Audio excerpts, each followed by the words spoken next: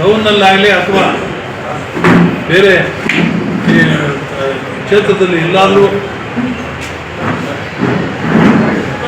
ಈಗ ಕಳಪೆ ಕಾಮಗಾರಿ ನಾನು ಯಾವ ಸಂದರ್ಭದಲ್ಲಿ ಕೂಡ ನಾನು ಯಾವತ್ತೂ ಕೂಡ ನಾನು ಅವಕಾಶ ಕೊಟ್ಟಿಲ್ಲ.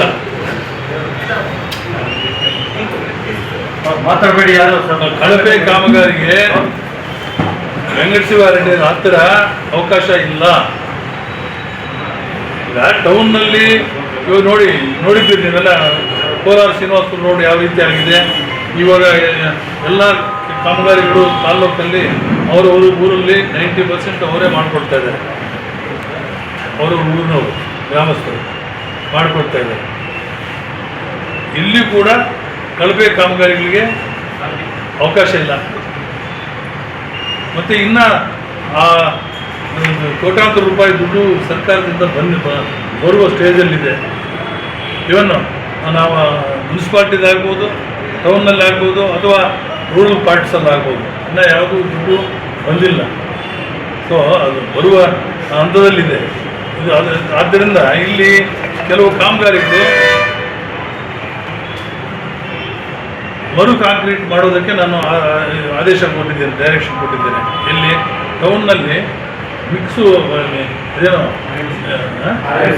RMC ಮಿಕ್ಸಿಂಗ್ ಅದೇನೋ ಸ್ವಲ್ಪ ಸಮಸ್ಯೆ ಆಗಿ ಹೆಚ್ಚು ಕಡಿಮೆ ಆಗಿದೆ ಮತ್ತು ಅದು ಚಾನ್ಸ್ ಹಂಗೆ ಆಗಿದೆ. ಸೊ ಆದ್ದರಿಂದ ಮತ್ತೆ ಅದನ್ನು ಕಿತ್ಬಿಟ್ಟು ಬೇರೆ ಕಾಂಕ್ರೀಟು ಸ್ವಚ್ಛ ಕರೆಕ್ಟಾಗಿ ಮಾಡೋದಕ್ಕೆ ವ್ಯವಸ್ಥೆ ಮಾಡಬೇಕು ಅಂತ ಈಗಾಗಲೇ ನಾನು ಆದೇಶ ಮಾಡಿದ್ದೇನೆ, ಮಾಡ್ತಾ ಇದ್ದೇನೆ ಆ ಕೆಲಸವನ್ನು.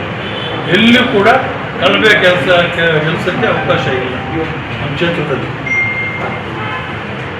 ಇವಾಗ ಆಗಿರೋ ಕೆಲಸಗಳಲ್ಲಿ ನೋಡಿದ್ದೀರಿ ನೀವು ಯಾವ ರೀತಿ ಕೆಲಸಗಳಾಗ್ತಾ ಇದೆ ಅಂತ. ನೀರಿನ ಅಭಾವದ ಬಗ್ಗೆ ನೀರಿನ ಅಭಾವ ಸಹಜ ನಾವು ನಿವಾರಣೆ ಮಾಡ್ತಾ ಇದ್ದೀವಿ.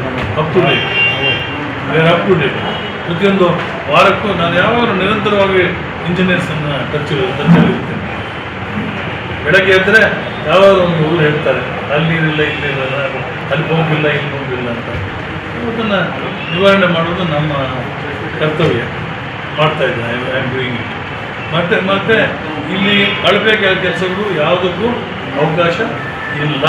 ನಾನು ಯಾರಿಗೂ ಕೂಡ ಅವಕಾಶ ಕೊಡುವುದೂ ಇಲ್ಲ ಅಂಥದ್ದಕ್ಕೆ. ಎಲ್ಲರೂ ಕೂಡ, ಯಾಕೆಂದರೆ ದುಡ್ಡು ಇನ್ನೂ ಬಂದಿಲ್ಲ, ಹುಷಾರಾಗಿ ವ್ಯವಹಾರ ಮಾಡಬೇಕು. ಯಾಕಂದರೆ ಅವರು ಲ್ಯಾಂಡ್ ಆರ್ಮಿಯವರು ಕೆಲಸ ಮಾಡ್ತಾ ಇದ್ದಾರೆ, ಅವ್ರ ಜವಾಬ್ದಾರಿ. ಹೆಚ್ಚು ಕಡಿಮೆ ಆದರೆ MLA ಬರುವುದಿಲ್ಲ, MLA ಕೆಟ್ಟದ್ದು ಬರುವುದಿಲ್ಲ. ಹೆಚ್ಚಿನ ಜವಾಬ್ದಾರಿ ಅವ್ರಿಗಿರುತ್ತೆ.